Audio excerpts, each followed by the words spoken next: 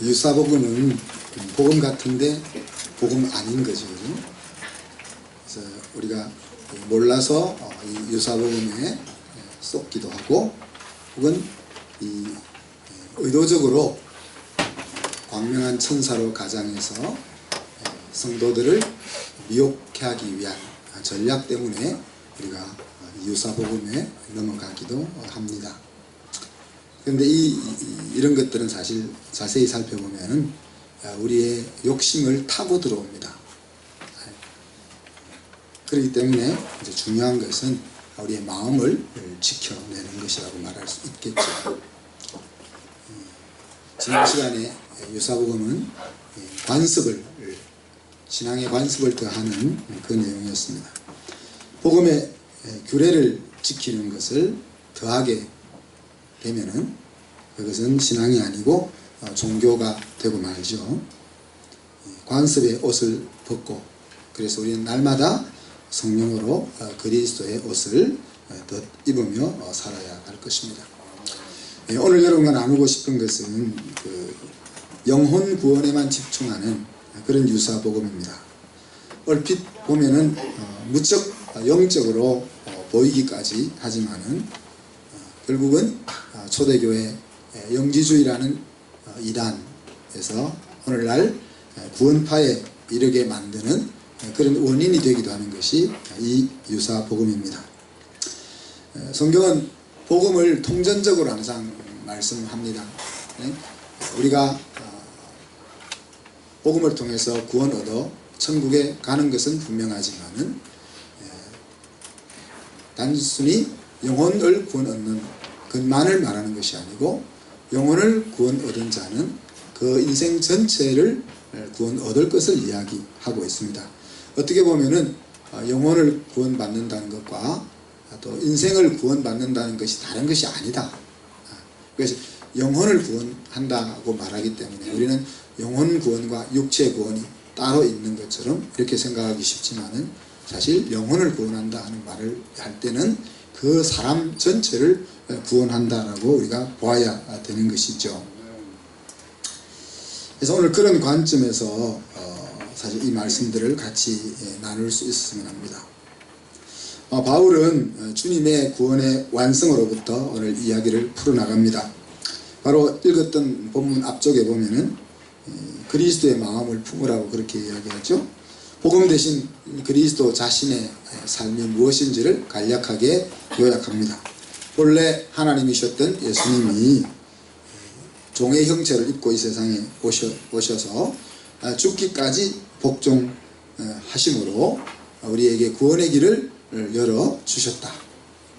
그리고 그렇게 죽음을 통해서 복음을 우리에게 전달하신 그 그리스도를 하나님께서 높이셨고, 결국 온 이 땅에 존재하는 모든 존재로 하여금 예수 그리스도를 주라고 부르게 함으로써 하나님 앞에 영광이 돌아가는 그것으로 주님이 이 땅에 오신 구원의 완성이 이루어짐을 먼저 설명을 하고 있습니다.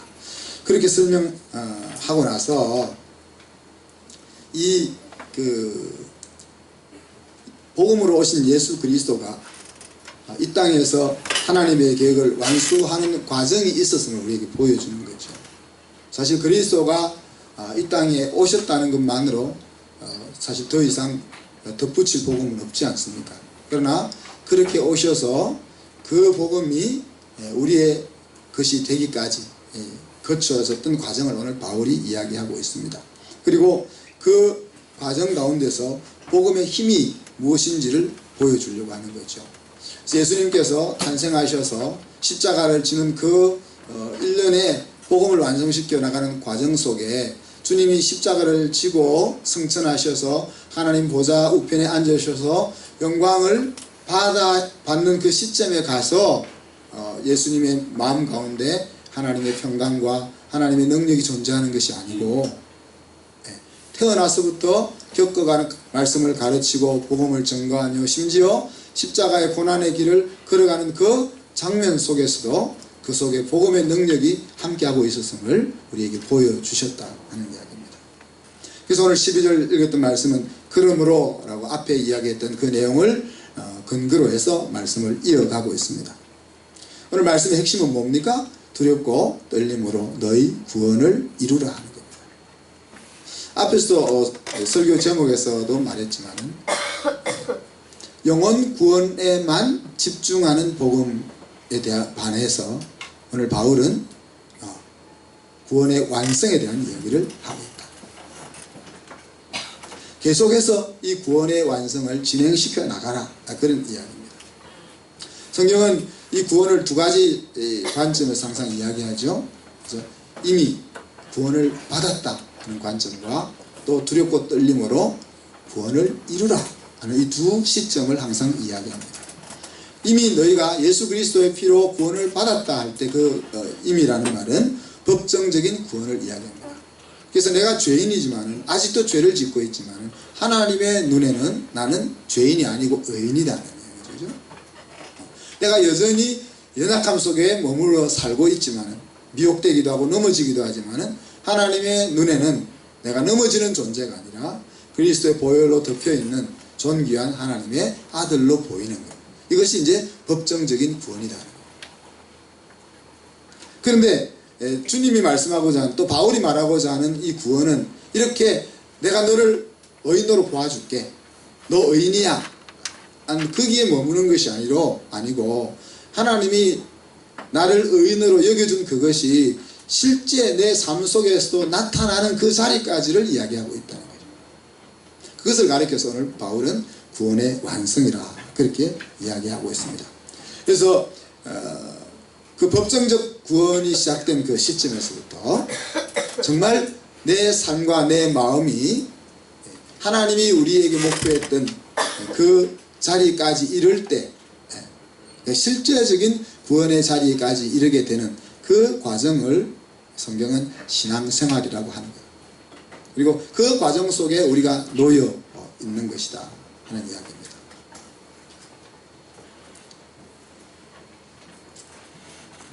그럼 우리가 두렵고 떨림으로 이루어야 할 구원은 무엇이겠습니까? 사실 법정적인 구원을 받았다는 말은 내가 하나님의 아들, 딸이 되었다는 말이잖아요. 그죠? 그러면은 내가 어떻게 되든지 간에 결국은 어디까지 가게 되어 있는 거예요? 실제적인 구원의 자리까지 가게 되어 있습니다. 근데 이것을 잘못 이해하면은 구원파에서 이야기하는 것처럼 한번 회개했으니까 더 이상 죄를 지어도 상관이 없다. 또 회개할 필요도 없다. 어떤 짓을 해도 천국 간다 하는 쪽으로 갈 수 있는 거죠. 그런데 법정적 구원을 받은 사람은 실질적인 구원의 자리까지 가도록 하나님이 플랜을 짜고 계신데 이 법정적 구원을 받았느냐 안 받았느냐를 또 어떻게 우리가 거꾸로 확인할 수가 있는 겁니까? 이 성화의 과정 속에 내가 가고 있는 사람은 법정적 구원을 받은 하나님의 아들이지만은 이 성화의 과정을 팽개치고 죄를 지음에도 불구하고 회개치 않고 어떤 짓을 해도 구원을 얻을 것이려니 생각하면서 마음대로 살아가고 있는 사람이 정말 법정적 구원에 이르렀는지 하는 것들은 의문이 가는 거죠. 그래서 우리 인간이기 때문에 어쩔 수 없이 이런 헷갈리는 속에 놓여 있는 겁니다. 15절에 보면은 두렵고 떨림으로 이루어야 될 구원의 모습 한 가지를 소개하죠. 이 어그러진 세대 가운데서 하나님의 빛들로 나타내라. 너라는 인간이 하나님의 빛으로 세상에 나타나라. 그런 식으로 표현을 했습니다. 너무 추상적이죠. 여러분은 두렵고 떨림으로 이루어야 할 구원이 무엇이라고 생각하십니까? 한 사람씩 이야기해 봅시다. 우리 청소년부부터. 청소년 고개 숙이지 말고 목사님 머리 꽁지만 봐도 누군지 다 알아요. 자, 청소년부 대표로 한번 틀린 것이 없습니다. 답이 없는 것이니까 여러분 생각에는 하나님이 내가 이르러야 될 구원의 완성의 자리가 어디라고 생각합니까? 누가 이야기해 볼래요? 남한테 손 가리키지 말고 지명을 해볼까요? 이다영 군. 이다영 군 생각에는 자기가 이르러야 될 하나님이 나를 향하여 가지고 계신 구원의 완성은 어떤 것이라고 생각돼요? 모르겠습니다. 모르겠다. 모르겠다는 말은 구원에 대해서 모른다는 이야기예요. 근데 이 과정이 굉장히 저는 중요하다고 생각합니다. 왜냐하면은 모르겠다고 하는 데서부터 이제 시작되기 때문에. 근데 이제 제가 이 질문을 안 하면은 대부분 아는 척하면서 다 지나가서 이 구원의 완성에 대해서 관심도 없이 그냥 인생을 살게 돼 있거든요. 네, 그러면 이쪽에 앞에 앉아 있는 성도님들 가운데 한번 이야기해보죠. 구원의 완성. 네? 주님처럼 되는 것이 구원의 완성이다. 네. 이쪽 사이드에서, 오른쪽에서 구원의 완성.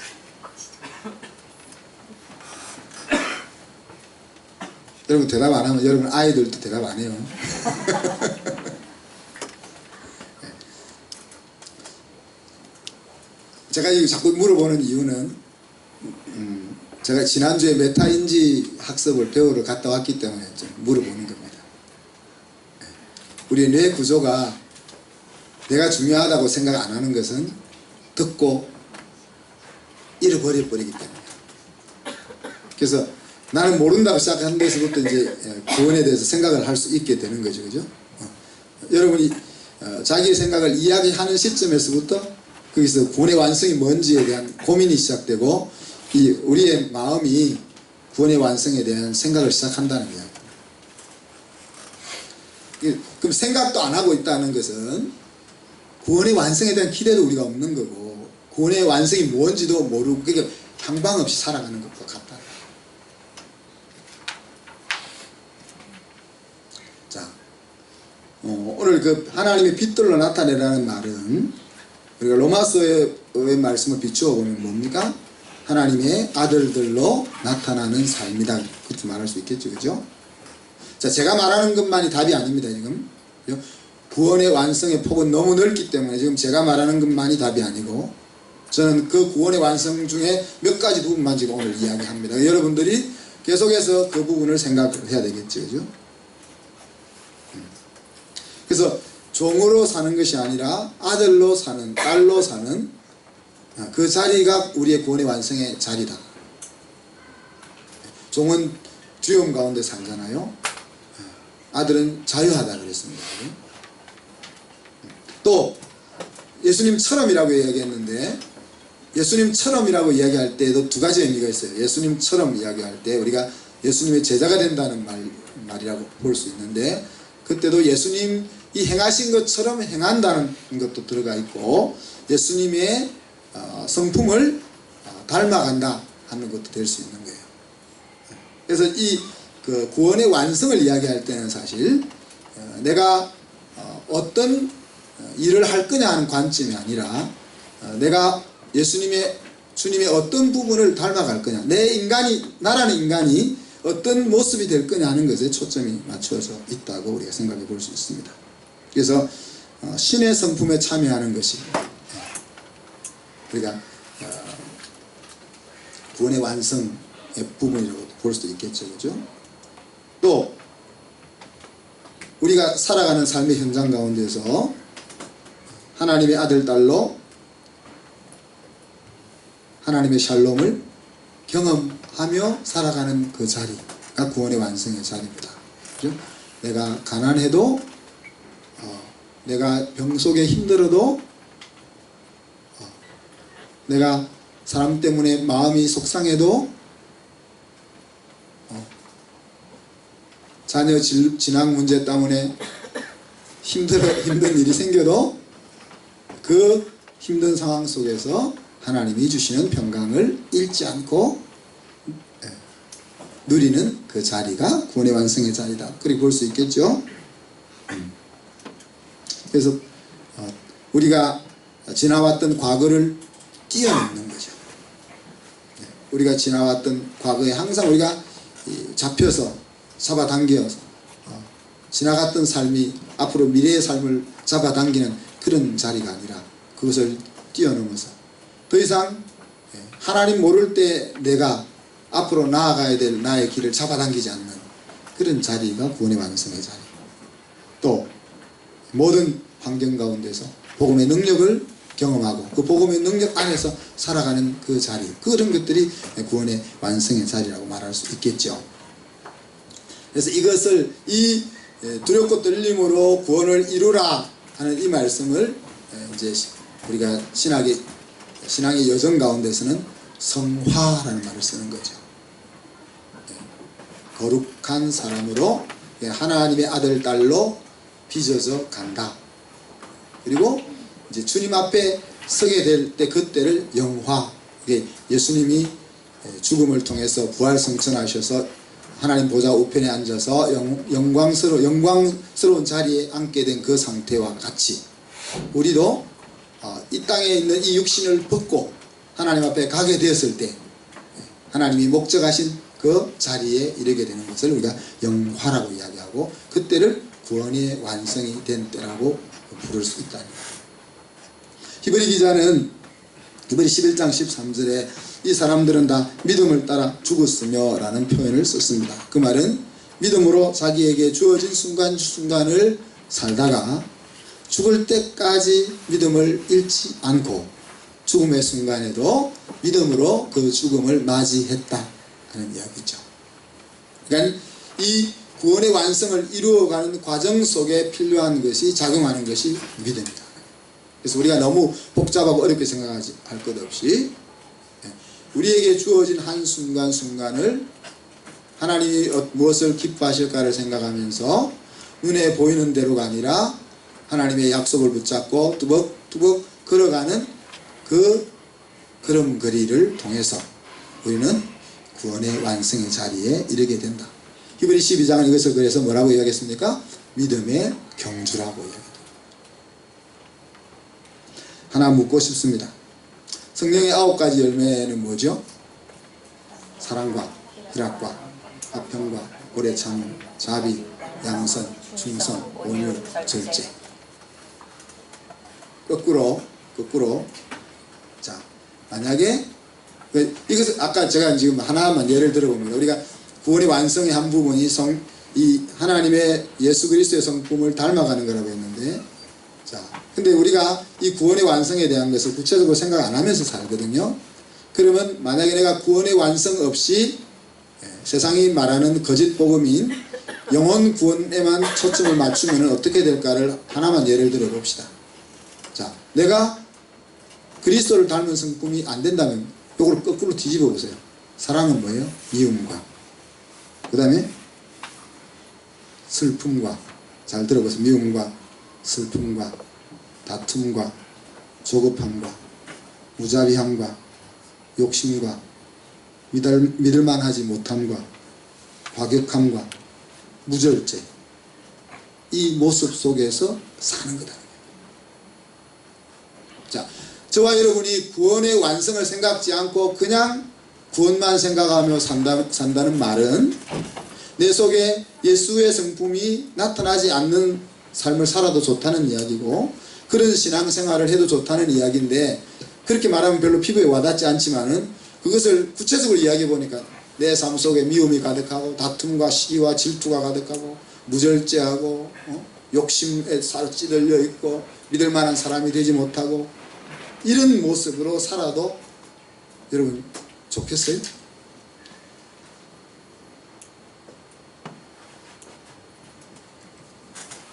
여러분의 마음속에, 여러분 머릿속에 생각을 해보세요. 이런 내 모습이 이런 모습이 내 모습이라고 할 때 야 괜찮아 라고 생각 안 되잖아요. 그렇잖아요. 앞에서 제가 이야기했던 말씀들을 다 한번 뒤집어서 생각을 해보시죠. 구원의 완성의 여러 가지 측면들을 생각해 보고 만약에 그렇지 않아도 괜찮은지, 난 돈이 없으면 마음이 불편하게 살아도 괜찮아요? 건강하지 않으면 막 나는 불행하게 그렇게 살아도 괜찮아요? 아빠 사업이 안 되면 내 마음속 기쁨이 사라지고 그런 삶을 살아도 괜찮아요? 아니라.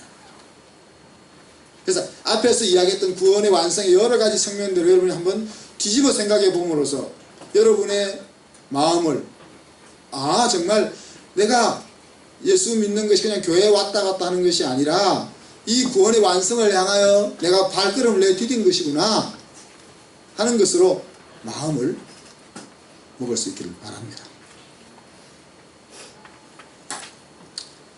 언제까지나 과거에 매여서 살 것입니까? 살아도 괜찮습니까? 매일 만나는 상황에 따라서 마음이 왔다 갔다 하면서 살아도 괜찮습니까? 돈이나 권력이나 건강이나 사람이나 자식이나 이런 것들에 종이 되어서 그런 것에 휘둘리며 살아도 괜찮겠습니까? 눈에 보이는 대로 살아도 괜찮겠습니까? 이러한 관점에서 잘못된 복음은 무엇입니까? 영혼 구원에만 머물러 있는 복음은 온전한 복음이 아니라는 거예요. 이미 구원을 얻었다에 머물러 있다는 것은 문제가 있다는 거죠. 우리의 그리스도의 죽음이 부활을 향하여 가고 있는 것처럼 우리의 구원은 구원의 완성을 전제로 하여 그것을 전제로 하여 말씀을 하고 있다는 이야기입니다. 이미에 머물러 있다는 것은 어떻게 보면은 구원의 자리에 오지 못했음을 말하기도 하는 것이다. 왜? 내가 구원을 얻은 자면은 구원의 완성을 향하여 발을 내디디는 것이 자연스러운 것이기 때문에 내가 구원의 완성을 향하여 발을 내디디지 않고 예수 믿고 천국 가는 것으로 좋아 라고 머물러 있다면 어떻게 보면 그것은 믿음의 자리에 아직 들어오지 못한 것일 수도 있는 거죠. 무엇이 문제입니까? 이것이 앞에서 이야기했지만 구원파의 복음에 이를 수 있는 거죠. 구원을 얻었으니 죄를 지어도 회개할 필요가 없다. 마음대로 살아도 천국 갈 수 있다. 그렇게까지 갈 수 있다는 이야기. 또 천국 가는 것이 인생의 최고의 목표처럼 될 수 있는 거죠. 요한복음 17장 3절에 보면은 예수님께서 영생을 이렇게 표현했습니다. 유일하신 참 하나님과 그가 보내신 자 예수 그리스도를 아는 것이다. 영원히 존재하는 상태가 영생이 아니고 예수 그리스도를 알고 하나님을 알고 그와 함께 살아가는 것이 영생이다. 그렇게 표현했습니다. 천국이라는 장소에 가기 위해서 우리가 하나님을 섬기는 것이 아니라 하나님을 섬기니까 하나님이 우리를 천국으로 이끄시는 거죠. 우리의 인생의 목표는 천국 가는 것이 아닙니다. 우리의 영적인 영혼의 아버지 되신 그 하나님, 우리를 구원하신 그 예수 그리스도와 함께 사는 거죠. 그 사는 것이 천국인 것이고 그렇게 산 사람을 위해서 하나님이 새로운 세상을 예비해 놓고 있는 것이죠. 우리가 돈을 내고 티켓을 사서 그곳으로 가려고 하는 것이 신앙이 아니라는 거예요. 그리고 이런 값싼 복음은 영지주의의 이원론에 빠질 수 있는 거죠. 세속한 것과 거룩한 것을 나눌 수 있다는 거예요. 세속한 것과 거룩한 것이라는 말을 쓸 때 얼마나 멋있어 보입니까? 거룩한 삶. 근데 거기에 맹점이 뭡니까? 공부하는 것은 세속적인 것이고 성경을 공부하는 것은 거룩한 것이 되는 거죠. 교회 와서 일하는 것은 거룩한 것이고 직장에 가서 일하는 것은 세속적인 것이 되는 거죠. 그러니 우리가 세상에 나가면은 세상의 옷을 입고 살고 교회에 왔어야만 그리스도의 옷을 입는 이원적인 삶을 우리가 살고 있는 것입니다. 이런 것들이 우리 값싼 복음에 속아서 살고 있는 우리의 모습이라는 거죠. 값싼 복음에 우리의 마음을 빼앗기게 되면 성화의 과정을 무시하게 됩니다. 신앙이라는 것 자체가 성화의 과정을 신앙이라고 한다 했잖아요. 그죠? 예수 법정적 구원의 시장에서부터 그 구원의 완성이 되는 그 과정, 그것을 우리가 신앙생활이라고 말하고 있는데, 이 성화의 과정을 무시한다는 것은 결국 신앙생활 자체가 사라지는 것입니다. 그래서 예수 믿는다는 말은 있지만은 예수 믿는 삶은 없는 거죠. 천만의 그리스도인은 있지만은 천만의 성도는 없는 거죠. 또한 복음이 우리의 삶에 아무런 영향력을 미칠 수가 없는 겁니다. 성경은 복음은 모든 믿는 자들에게 구원을 이루는 능력이라 그랬고, 우리가 안고 있는 모든 종류의 연약함과 죄악에서 우리를 자유케 하는 능력이라 그랬는데, 이 값싼 복음은 우리에게 그 능력을 빼앗아 버리고 만다는 거예요. 이런 이야기들은 이제, 그러니까 우리가 구원의 완성에 이르기 위해서 무엇을 해야 한다 이렇게 안 나가잖아요. 바울이 두렵고 떨림으로 구원을 이루라 이렇게 말하고, 그래서 너는 이제 오늘부터 3시간씩 기도해야 돼. 매일 복음을 들고 전도하러 가야 돼. 한 달에 한 번씩은 수도원에 가서 잘못된 성품을 바로잡기 위해서 고행을 해야 돼. 그런 식으로 무엇을 하라고 이야기하지 않고 있습니다.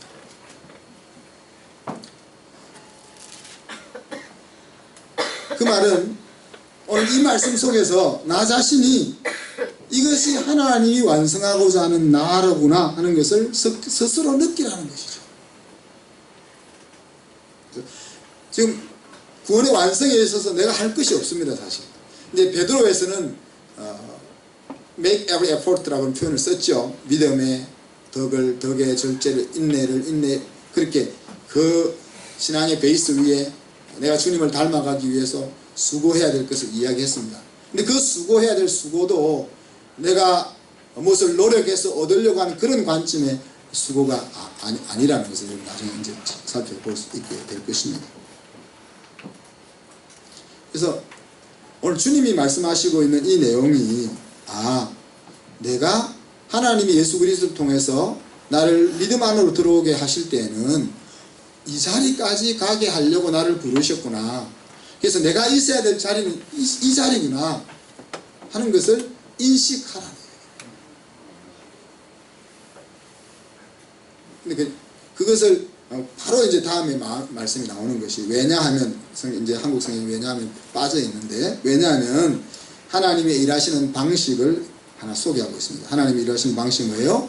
우리에게 마음의 소원을 두고 행하신다.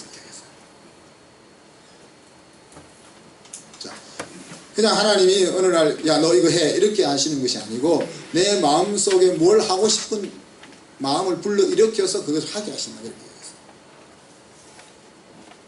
그래서 우리가 스쳐 지나가는 생각들도 굉장히 예의주시해야 됩니다. 근데 로마서 8장에서는 뭘 이야기했습니까? 성령의 생각을 이야기했습니다. 성령을 따라 사는 사람은 성령의 생각을, 육신을 쫓아 행하는 사람은 육신의 일을 생각한다 그랬어요. 그죠? 그러니까 내 마음속에 하나님이 기뻐하시는, 성령이 기뻐하시는 생각들로 가득 채우다 보면은 뭐가 일어난다는 거예요. 내 마음속에 그것을 행하고자 하는 마음이 일어나고, 그 마음을 따라 하나님이 일하신다. 그래서 내가 가야 될 자리, 내가 있어야 될 자리가 어딘지, 구원의 완성의 자리가 어딘지를 우리가 마음속으로 생각하고 묵상하고 되새김하다 보면은, 내가 그 자리에 내가 가는 것이 아니고 하나님께서 성령을 통해 나를 그 자리까지 이끌고 가시는,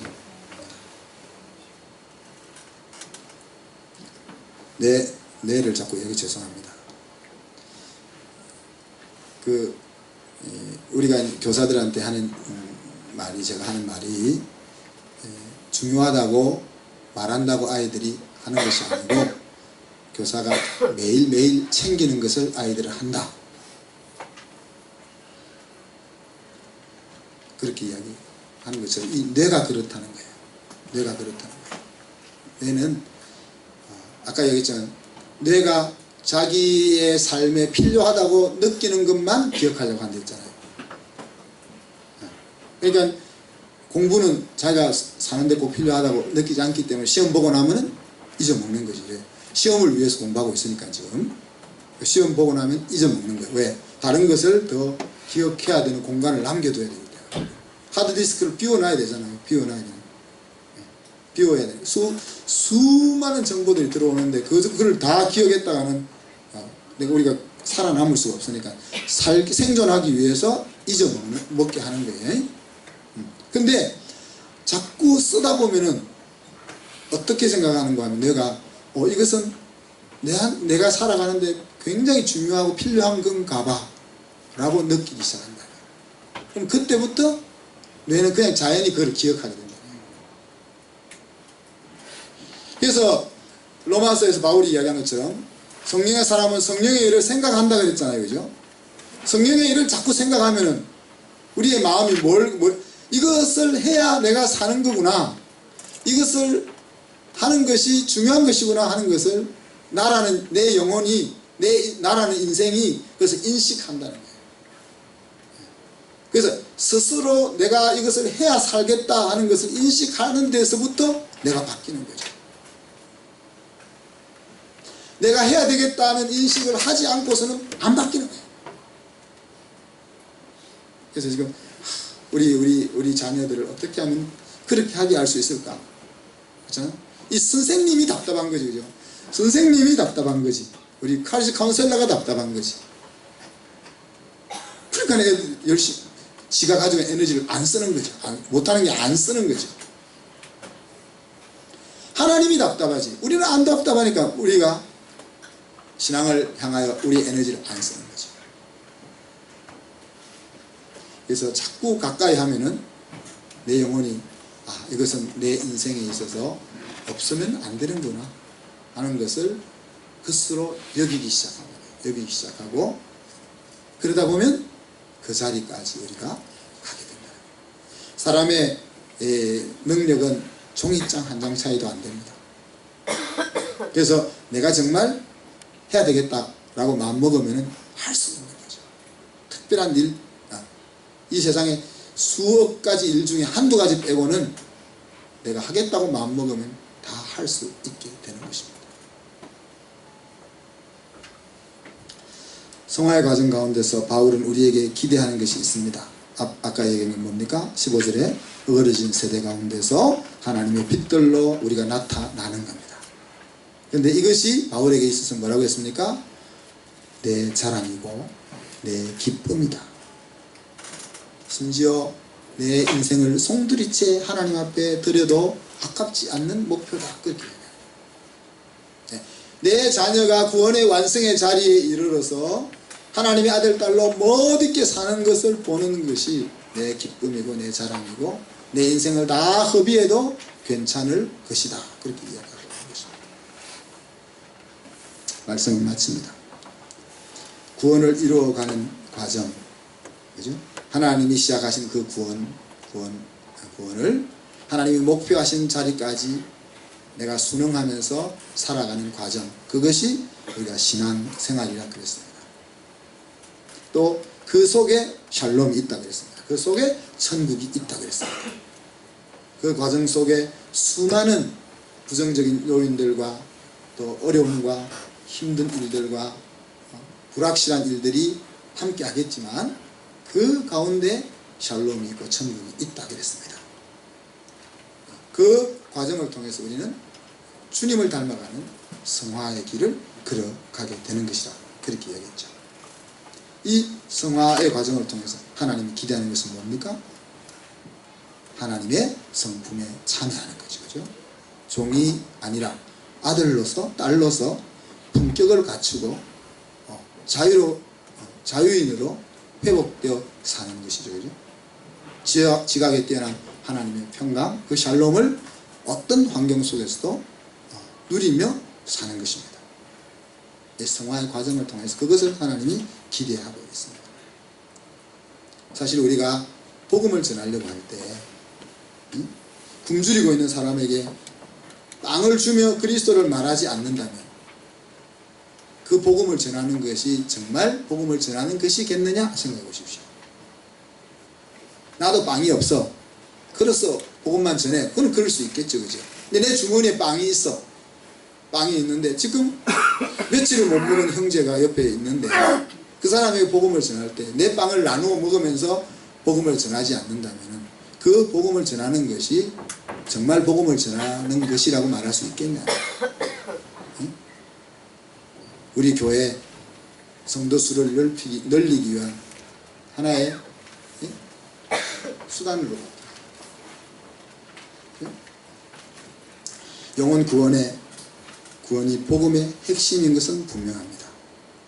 그러나 그 속에는 구원받은 자의 성화가 내포되어 있다 하는 것을 우리가 잊으면 안 돼요. 영혼 구원이 복음의 핵심인 것은 분명하지만 그 영혼 구원 속에는 우리의 그리스도를 닮아가는 성화, 구원의 완성이 같이 담겨 있다는 것을 우리가 기억하시고 오늘부터 여러분의 마음속에 뭘 자꾸 생각해요? 구원의 완성에 대해서. 구원의 완성이 뭔지 지금 제가 이야기한 거 말고 제가 이야기하니까 여러분은 안 들으려 하잖아요, 그죠? 듣지만은 듣긴 듣잖아요. 듣는데 뇌는 안 들으려 하잖아. 여러분의 마음은 안 들으려 하잖아. 근데 여러분의 마음이 듣게 하려면 들으면은 그냥 바뀌게 되는데 여러분의 마음이 듣게 하려면은 그것을 여러분이 자꾸 생각해요, 그죠? 자꾸 생각해서 이것은 정말 나에게 중요한 것이구나 하는 것을 내 영혼이 느낄 수 있게 기도합시다. 하나님 사랑과 은혜를 감사합니다. 이미 구원을 얻은 우리에게 오늘 바울은 두렵고 떨림으로 너희 구원을 이루라고 말씀하셨습니다. 두렵고 떨림으로 구원을 이루어 간다는 것이 우리가 구원을 놓칠까 불안해서 초조한 가운데 무엇을 얻기 위해서 수고하는 수고가 아닌 것을 저희들이 압니다. 예수 그리스도를 통해서 구원의 걸음을 내디딘 우리는 그 구원 속에 하나님을 닮아가는 구원의 여정이 있음을 인식할 수 있게 하시고 내 마음으로부터 정말 하나님이 나를 향하여 가지고 계신 그 구원의 완성의 자리를 계속 반복해서 생각하고 그림으로써 정말 내 자신이 그 자리에 있어야 되는 존재구나 하는 것을 인식하고 성령이 나를 그 자리에 이끌고 갈 수 있도록 맡길 수 있는 저희들이 되게 하여 주옵소서. 감사드리며 예수님 이름으로 기도하옵나이다. 아멘.